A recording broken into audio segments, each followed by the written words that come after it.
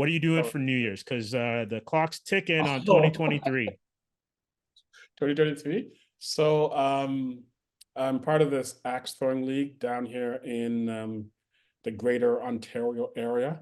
And I am going to what we call, this is my first time I'm hearing about it too. Well, let me just actually look it up while make sure I don't say it wrong. It's called a cockluck. It's a Oh, what?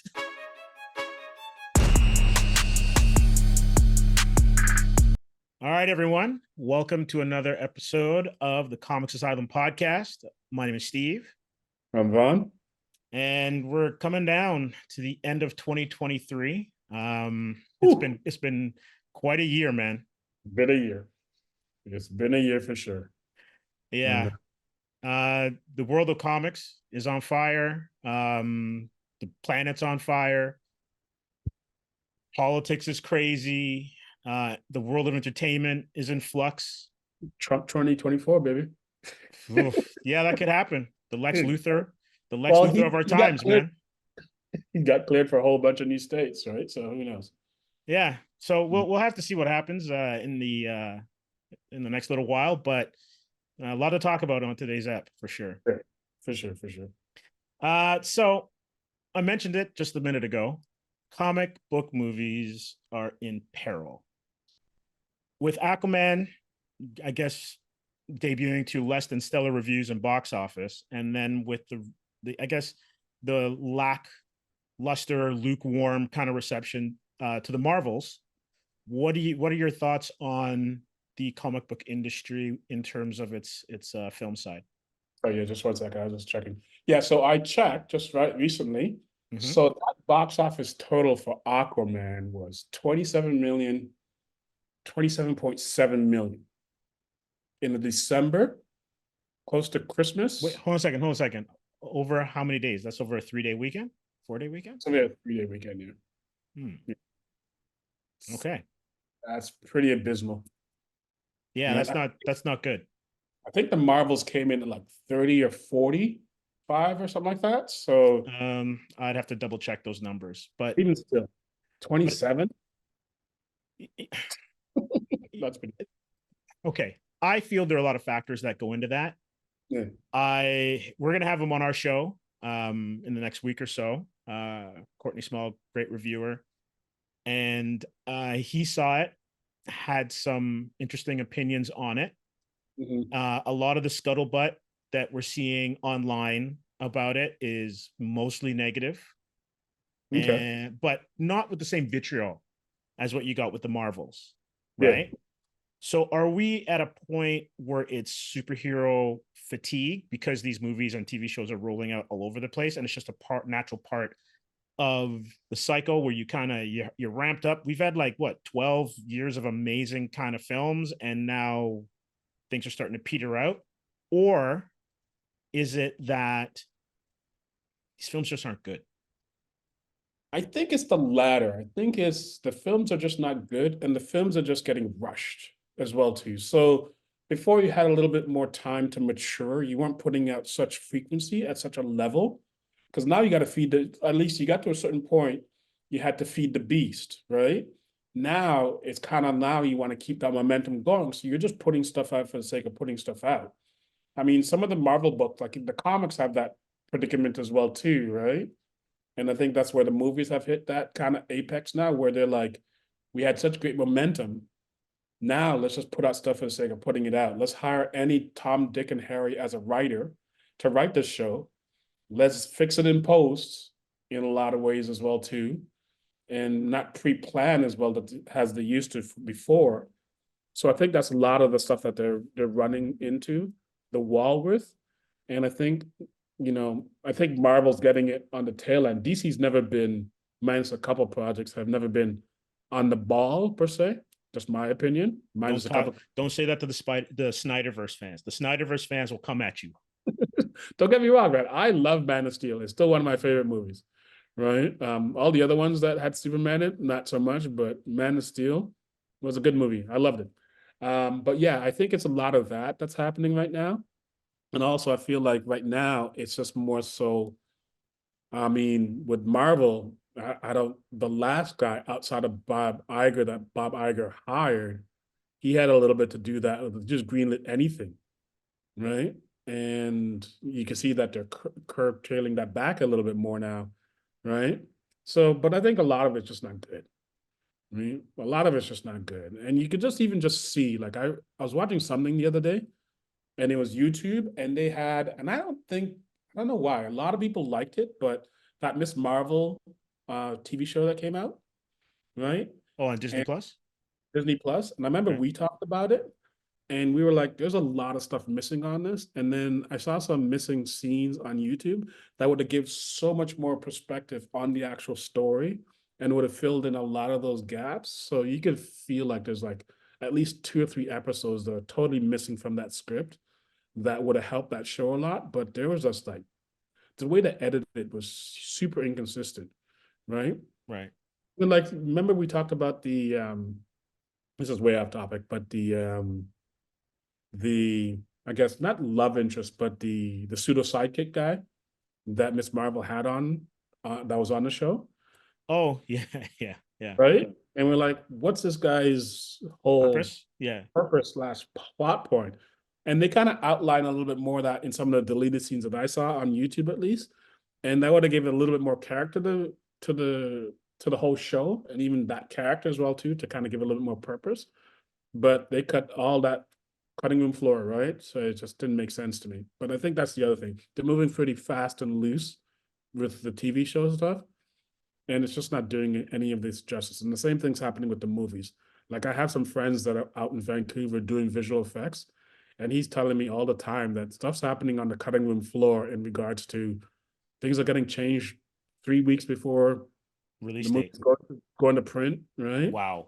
Yeah, Wow. yeah, like right down to the wire, right down to the wire, That's right? and you can kind of see it with the vis effects Yeah, in a and the lot of visual these effects aren't the movies. same anymore. Yeah, right. So, and he's having a hell of a time with it, right? Still, these guys are doing crunch down to the wire to get this stuff out the door, but it's almost like by consensus now. Some of these directors don't have a clear vision anymore.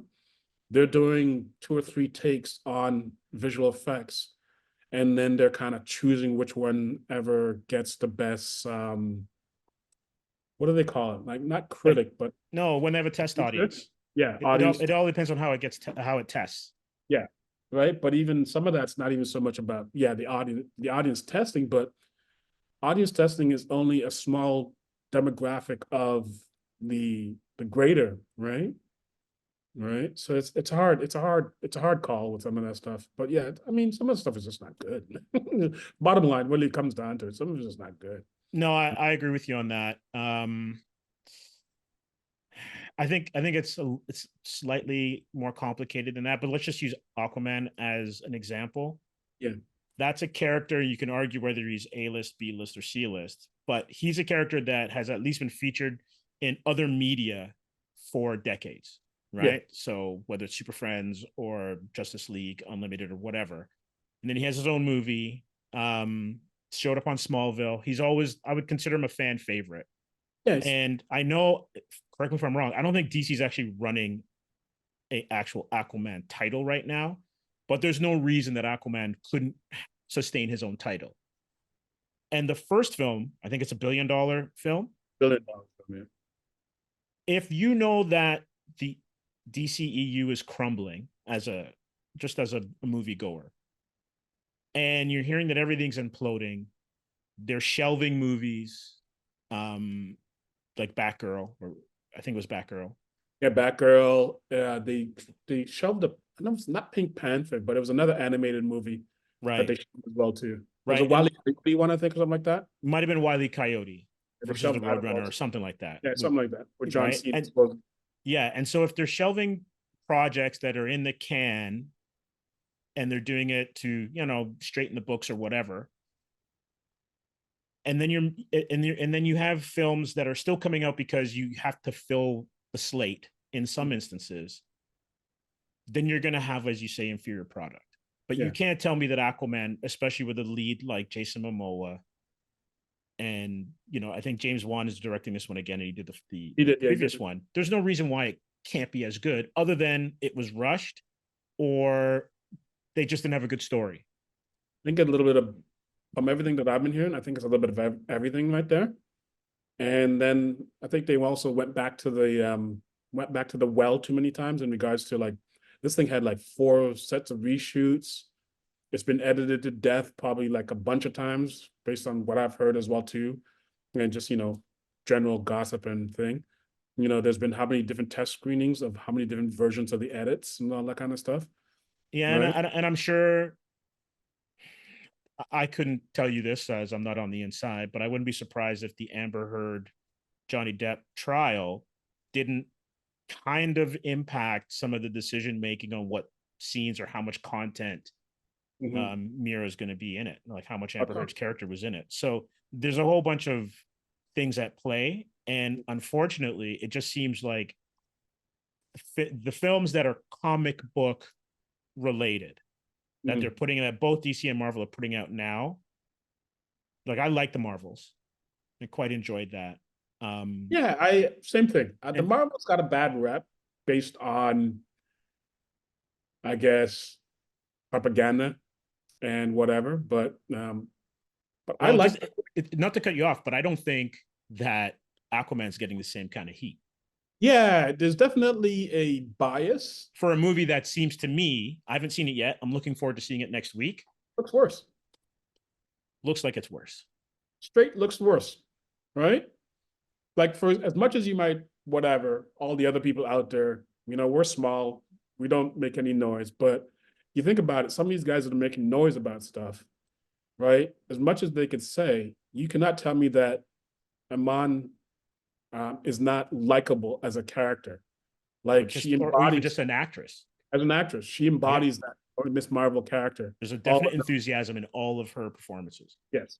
And I generally like Brie Larson as a whole as well too. And I think we mentioned this on one of the earlier podcasts as well too. And I think it's a good movie. Same thing, it had some pacing problems, but from what I'm seeing in Aquaman compared to that, we're talking night and day.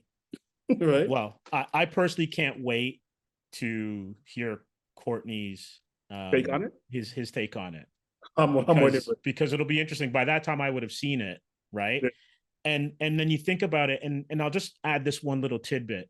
Yeah. So Godzilla -1 dropped a few weeks ago. That movie is unbelievably good, right?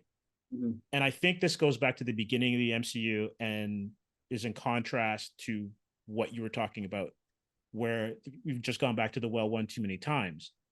I just read recently that Godzilla -1, they're not making another one. The filmmaker is going to take their time to come up with a great story that needs to be put on film, not to just make another one. Yeah. And I think the assembly line kind of mentality that we've kind of hit, where it's like, oh, another whatever film is coming. Yeah.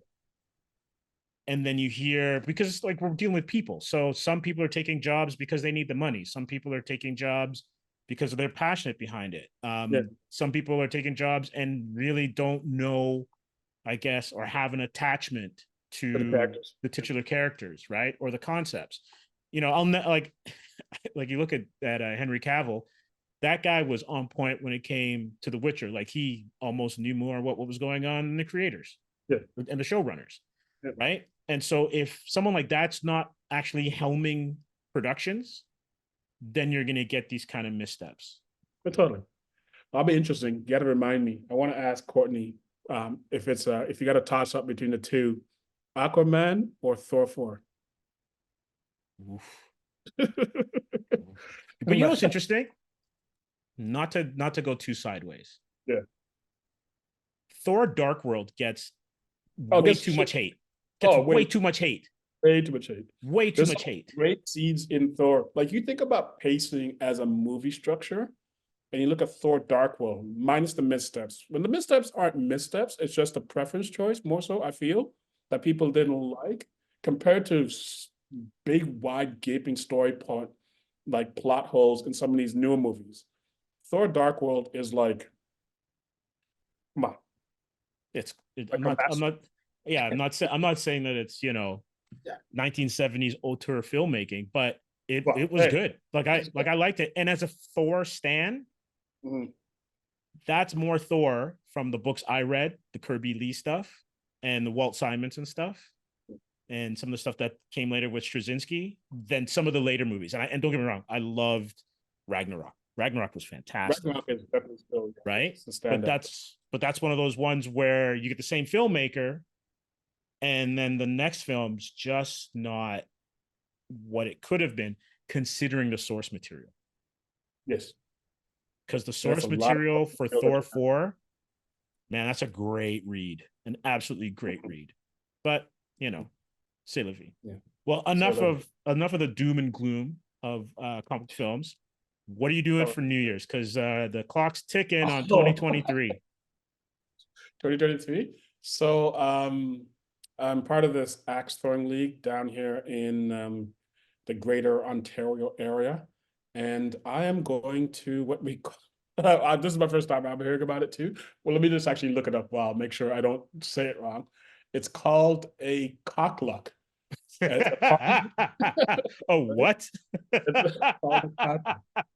Our party is designed like a potluck party, but guests will bring cocktails for our guests to try, not food. That's a name that has different connotations to different people. Wow. What's it called? Well, let me hear that again, just to make sure that I didn't mishear that.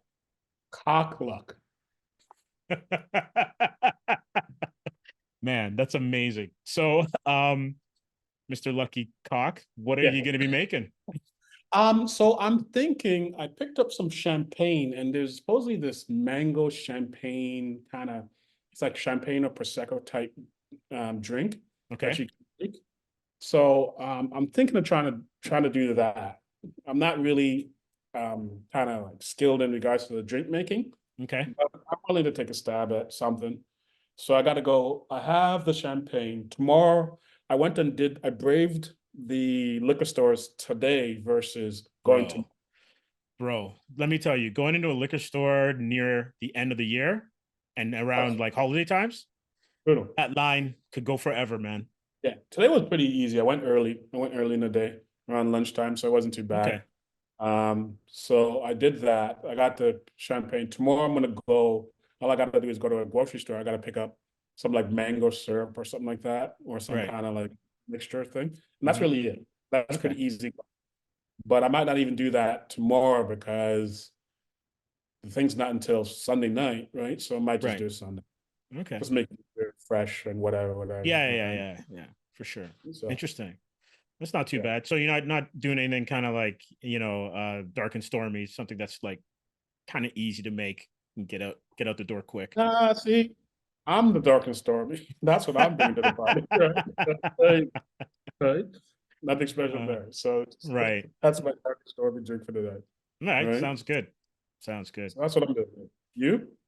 Pretty pedestrian, but it's gonna be fun. I'm getting together with some friends and we're gonna sing karaoke. So karaoke night? Yeah, so it's a karaoke night and it's late. Like I don't think we're getting together till about 9 p.m. So all of Sunday, it's the last bit of fantasy football. Wow. And my team's in the championship, and I'm going up against my buddy Don out of Cleveland. So we're going head to head. And he's a big Thanos and Adam Warlock fan.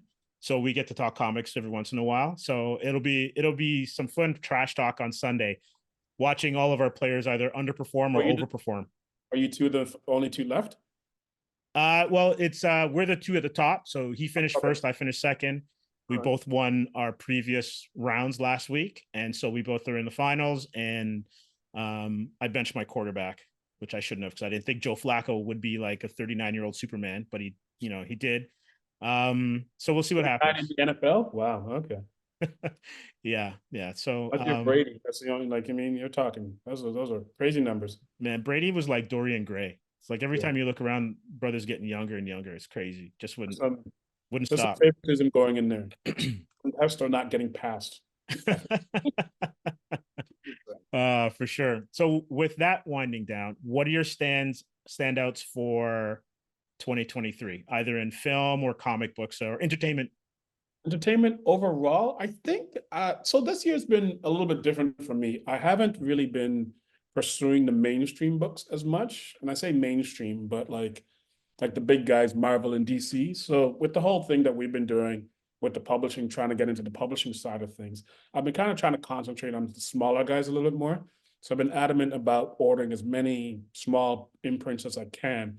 But one of the ones that did catch my eye, and it's a great read, and more so just from the art perspective, is I picked up this one, and you've seen this one. So this one is from the good old Pepper Big game. Big Yeah. Game, right? From Mike Millar, minus his views and all that other stuff. He writes an amazing book, right? Right.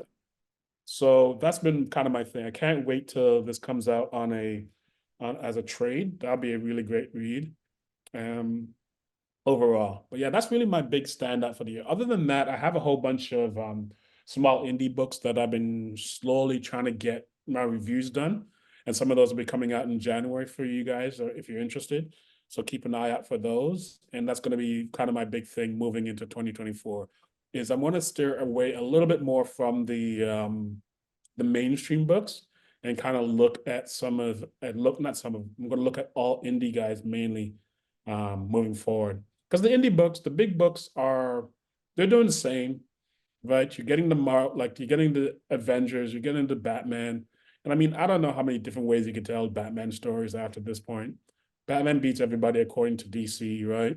Because it's their number one selling, so they keep them at the top, right? Right. Same thing with like Spider-Man and all that kind of stuff. Like, how many different ways can he mess up Spider-Man's life? Man, poor guy, right? Like, and that's all it's going to be. It's like you're going to an endless cycle of just crapping on Peter Parker until you sell more books, right? Is Peter Parker the Charlie Brown of comic books, like of Marvel?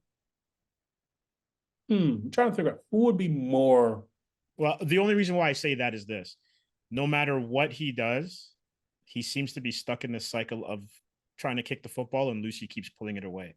So with all of his smarts, with all of his experience, with like he's an Avenger now, Yeah, man still can't like move ahead as a regular person. So he's almost stuck in a cycle that keeps him in the same spot as Miles, right? Like personally, keep yeah. Miles, have him be young, have the young Spider-Man stories, and then let Peter, I don't know, grow up, be successful.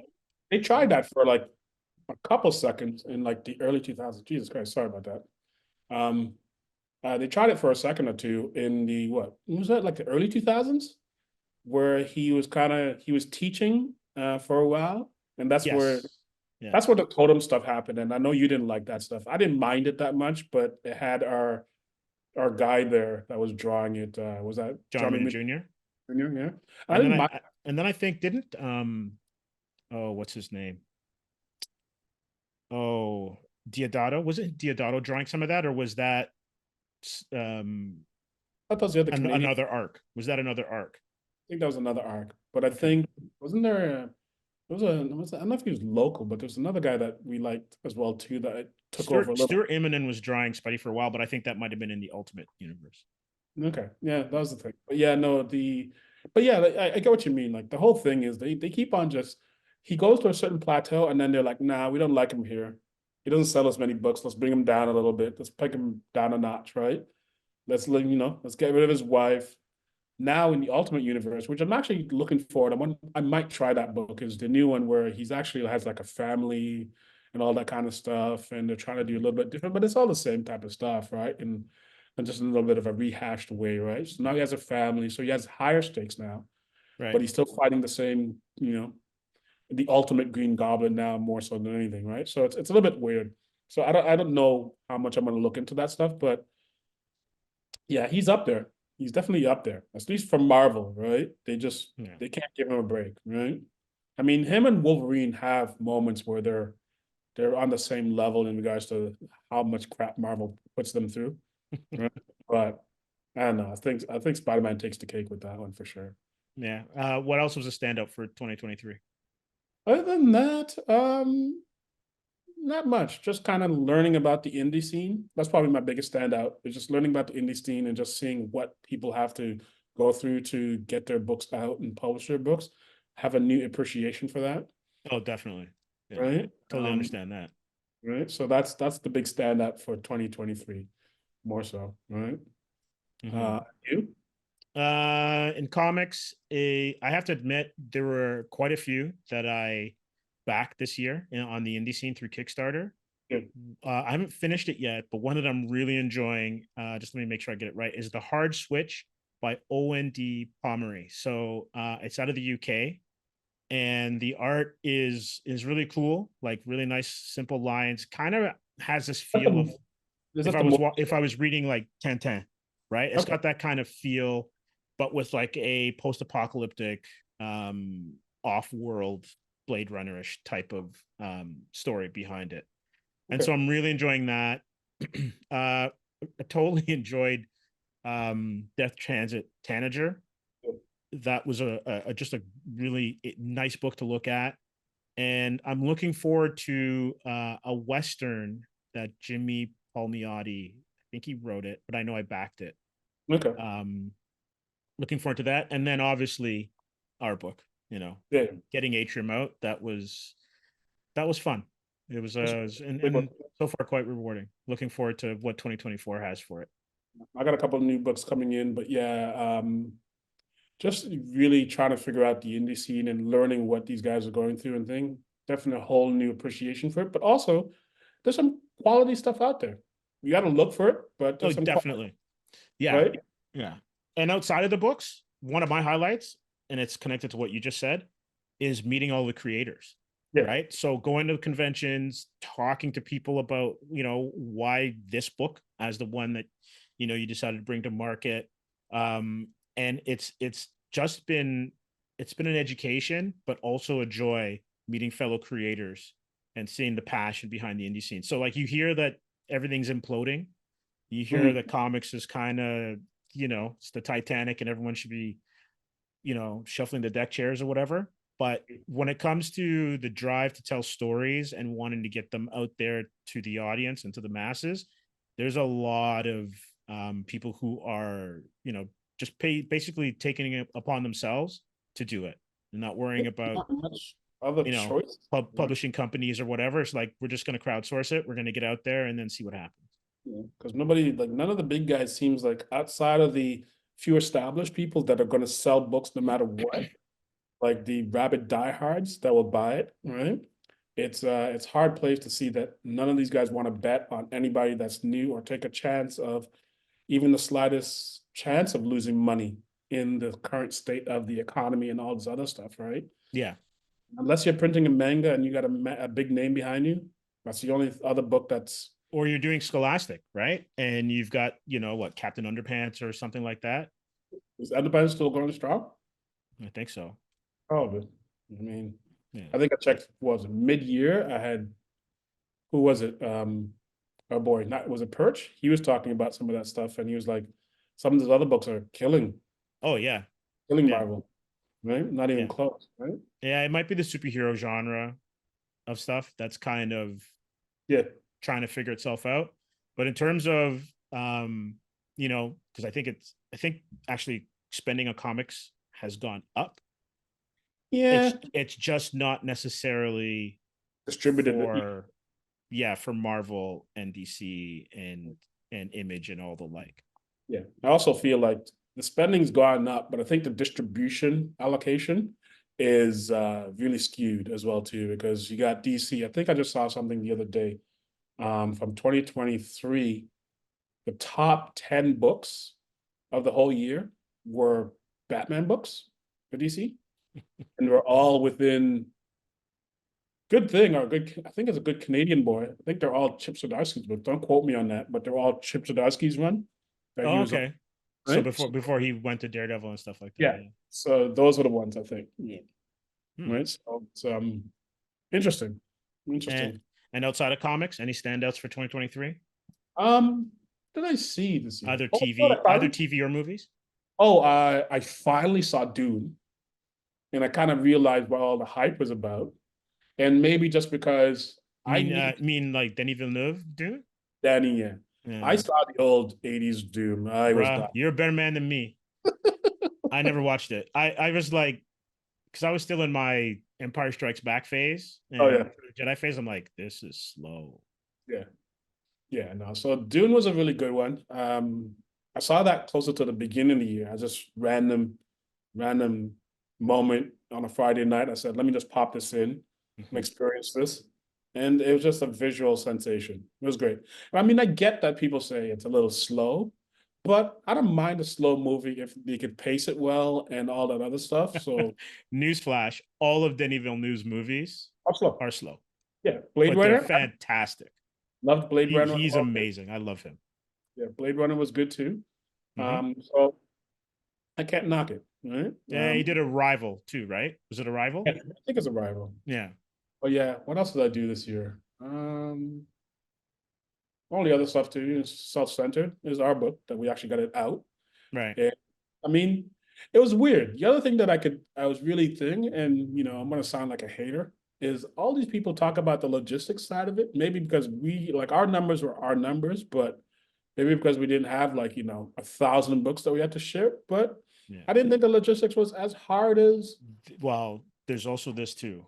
We work together, right? Yeah. If you're doing this as a solo creator and having to, like, there are things that we could spell off on each other or other partners, right?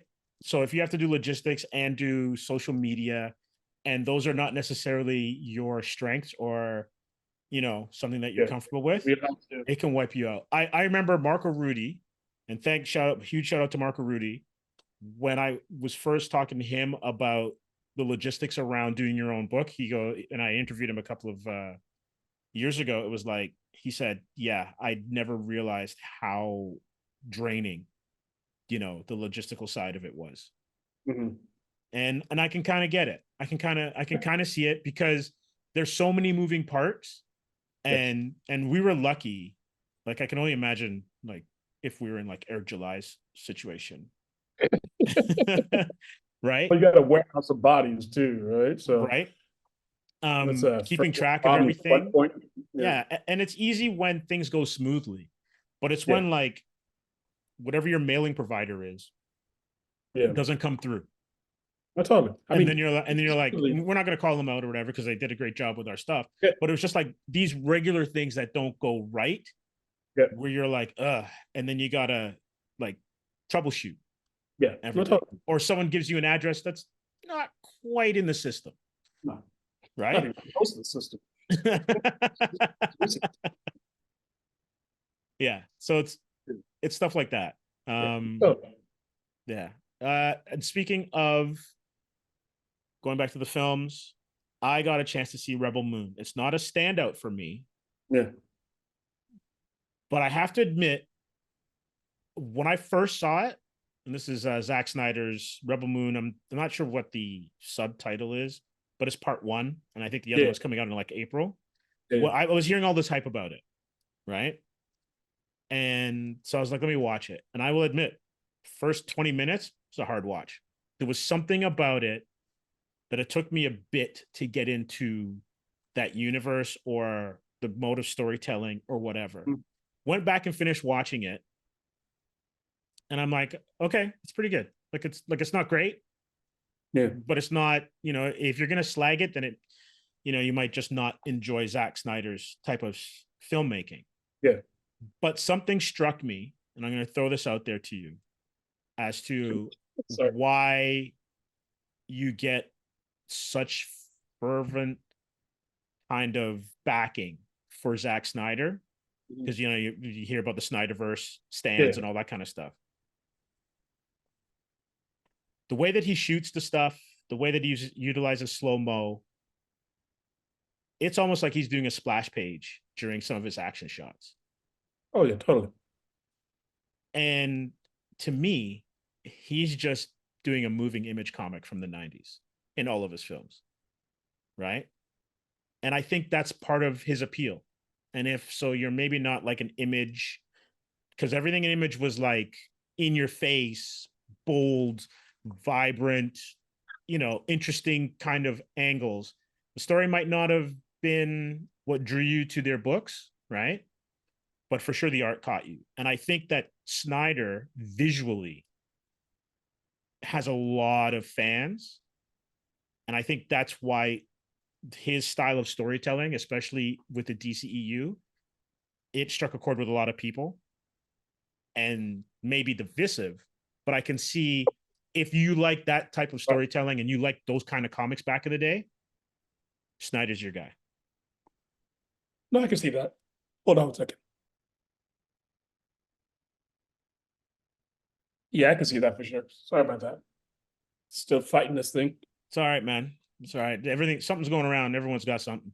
Canadian winters. Well, This yeah. is a light winter. No, I can see what you mean. All those are thing. Also, my problem that I had with it mostly, like I watched the very first, I think 25 minutes. I liked the way it was going, but I don't like how he shot it. And I think that's also my problem with a lot of these new movies where, sound like an old boomer, but the yeah, technology has given us the opportunity for some stuff like these virtual sets and everything. But some of these virtual sets are not being utilized how they're supposed to, in the sense that some of these are just bad shots, just composition. And you have this zoomed out shot of a virtual set, and you could kind of make out where the seam is supposed to be. But overall, you're just like, that's just a bad shot in general. Versus you go back a couple years, you look at Superman. As much as I didn't like that movie too, the other one that he did with the girls, which one was that one? Sucker Punch. Sucker Punch. Sucker Punch was fun to watch. Like, it's a fun watch, but you can never say that there was a like story wise, whatever. But you can never say there was a bad shot per se. yeah. This movie, I just felt it's really bad shots and a little bit more, went a little bit too liberal with the slow-mo at some times. Wait a right? second. Didn't you see the Snyder cut for Justice League? So I haven't. Because let me tell you, that movie, I think the Snyder cut's 3 hours plus, maybe bordering 4. Yeah, it's bordering 4, I think. Without slow-mo, it's probably 1.5 hours. It was like I was watching, like, and I grew up watching $6 Million Man, which basically could have been a 25-minute show. Yes. With all the slow-mo running. And don't get me wrong, some of the stuff that he did in the Snyder cut was great. Totally improved a couple of character arcs that were head scratching in the original cut. Yeah, I've heard that. But man, slow-mo. Slow-mo, yeah. There's slow-mo all over it. And so when I saw Rebel Moon, I was like, okay, that totally fits his storytelling. Is the Snyder cut the full black and white one, or is that the one that's colored but it's still? I think it's the full black and white one. Full black and white one. See, that's the one. If we're wrong in the comments, please correct us. Let us know. Please chew us up. Yeah, exactly. But I want to check it it straight. Yeah, because that's it's actually, and I think it's square. It's not actually letterbox, right? That's the other thing. Yeah, you can watch it on TikTok and you'll be fine. Be fine. That's wild. Yeah. That's the thing. But no, I got like 25 minutes into it. I'll probably revisit it in the next little bit before the new year for sure. Maybe tomorrow. We'll see how the day goes and everything. But yeah, I got to revisit it. I've just been really enjoying. I've been kind of enjoying short form BBC produced television shows more so than these long form North American stuff. So I've been watching some of the Brit-based shows out of Rock stuff, and I've been really enjoying that because it's kind of reminds me of what we're trying to produce, where they're short form contained stories, and if you choose to do a follow-up, you can choose to do a follow-up 2 to 3 years later, but you don't actually necessarily have to continue with the same stories, and you could just tell a good story. And it has and also it's the classic one where they do it sometimes as well too, where you get all these stories where everybody knows each other. Versus you can't just start a clean slate and have characters that come together and start producing something versus a lot of the stories are already like pre-established characters that and the next thing you know, okay, this person somehow is the bad guy, but he's the cousin of this other character that you saw in Act 1 or Episode 1. Yeah. You called it and you're like, I knew that guy was shifty, right? Right. Yeah, I have to admit that's kind of like, that's a pet peeve of mine for modern storytelling. Yeah. Where I guess statistically most people are injured by people they know. Close to, yeah. But realistically, for storytelling purposes, let's have some random people. Yeah, right? some random. So you're right. If a cop is chasing someone down, it's not like, oh my gosh, that turned out to be my high school gym teacher, Yeah. who's the criminal mastermind, Yes. right? Or I grew up in the same orphanage as you, or something. Yeah. That was a twist on the Batman. Sorry, spoiler. But I just ran into that same thing with it was the show that I was watching. Right. So, but the UK do it a little bit different in the sense too that they set up so many different plot points, and you don't really pay them all off. Like you're talking like the mood board or the mind map of all that kind of stuff. Right. Normal North American show might have what, 5, 6. They're talking 10, 20, right? Yeah. It gets really kind of hairy sometimes, but Yeah. it's great TV. They do it well, though. They Yeah. do it well. Great TV. For sure. Really what I've been on lately outside of the indie stuff. Yeah. I finished Top Boy not too long ago, and then I went further back to watch the first series. Oh yeah. So it's kind of like The Wire set Yeah. Bruv. in London. Yeah, bruv. Yeah, food. Where's my food, fam? Where's my food, fam? So, if you watch enough of that show, your whole, Whole speech dialogue. patterns, they just change. Yeah. I might have to go get a British passport. Yeah, no. Top Boys, like Top Boy was great. Put that on Netflix when I had Netflix running pretty deep for a while. And the dude, can't remember the actor's name, but he's got a new show coming out, and it's almost like Future London. Oh, yeah, Future London, yeah. It's a Future London post-apocalyptic. Well, maybe not post-apocalyptic, but Future London definitely, where there's more encampments than it reminds me of expect. What was that one with what's his name? Is that Children of Men, where he's the last? Kind of. Yeah, there was Children of Men. I was more thinking along the lines of there was it's not District 13, but a similar one. I think it was a French film. Mm-hmm. And it was where it just deals with a sector in France or in Paris where everyone's kind of like contained. And there was a lot of like anarchy and what I'll do when I post this for anyone who's going to be watching on YouTube, I'll just flash the title of the movie that I'm talking about. Right on the bottom? Okay. Yeah, right on the bottom. But I can't remember. It's just slipping my memory bank at the moment. Right? Yeah, there's so many. But I did like, I'm looking forward to that one. So, because I just want to move into like what's coming up for 2024. I'll be watching that one. I'm going to actually start watching Monarch on Apple. That one looks interesting. That's on my list too. And I'm kind of looking forward to, I'm not sure if it's next year, but I'm almost positive it is Godzilla King Kong follow-up. Yeah. I'm looking forward to that. Yeah. All those are on my list as well too. I'm looking to see how they wrap up one of our favorites, For All Mankind. Oh, right. All right. For anyone who's listening, do not sleep on this show. No. Right. For All Mankind. And then I'm going to put in a little bit of love for Foundation. Foundation's good too. Those two shows. Yeah. So yeah. I want to see how I'm not sure when Foundation comes back, but for sure I want to get on to For All Mankind because I saw this season's premiere episode, and then I got so busy I forgot that it was still on. So now I can sit and watch a couple of episodes and catch up. I think we're at episode 6. I think 6 or 7. Good. So we still got like 2 or 3 to go. Probably 2. Learning them.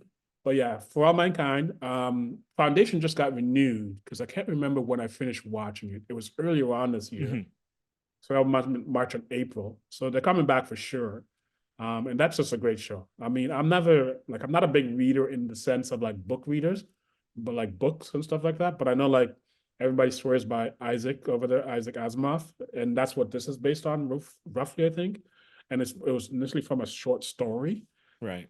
And they kind of extrapolated on it. And who was it too? The showrunner from, he's not a showrunner, sorry. He's a director from the first Suicide Squad. I forgot his name, but he's a big guy in DC. Goyer. David S. Goyer. Yeah. And he does a lot of stuff. But I'm really surprised because I look at this show and I didn't really think for what he does and some of the other shows that I've seen him do, like this show, it's definitely a totally different skew, but it's a great show too. And it's visually stunning. Yeah. Like it's visually stunning, man. Going back to what we were talking about before too, like Hollywood and their production and them rushing VFX. any of the Apple shows that you watch, there's got to be a VFX supervisor over there because none of these shows have slept on their effects No. for sure. Everything is top notch, like movie quality. Like I look at some of the ones for the Godzilla one, that show, Monarch, stuff looks great, like film Yeah. quality stuff, right? In a TV show. So it's always kind of amazing to see. No, Right? that's good. It's good. It just shows that the quality's out there. Yeah. We'll probably end up having to talk about where streaming's going in a future episode, with Amazon now going towards Oh, they have to pay. Yeah. a payment plan, and I know everyone's kind of raising the rates on the subscription services, so it's almost like you're paying for cable again. Yeah. In certain cases, so it'll be interesting to see. And then if Paramount and Warner Brothers, is it Paramount and Warner Brothers that are looking at merging? Yeah, I just saw something the other day. I think that got poo-pooed on already. Yeah, well, we'll see. They'll Thing about find a way around it. I think the thing was too is for Warner Brothers, it's not that big a thing, but supposedly Paramount's in pretty dire shape when it comes to their actual, just like their To their books and stuff. yeah, like their books and their overall thing, right? So it's like two bad people getting into a relationship together, and all their friends are going, "No, oh yeah, don't just do toxic it." all around. Yeah, toxic. Yeah, Right? So, but yeah, supposedly it's already gotten killed. But I mean, Hulu and Disney, they merged into one mega thing now, and a lot of that stuff has been helping benefit Disney, and they've seen numbers grow. So, but I mean, all these are petty numbers compared to Netflix. Even as much everybody hates some of the Netflix stuff, Netflix is still doing what? I don't think all these things combined is still not a fraction yeah. of what Netflix does in regards to numbers. Netflix is king right now. I guess early bird adoption goes to a long way when everybody was laughing at you, right? So go figure. Yeah, Right? go figure. Go figure, Well, right? sometimes first to the post wins, right?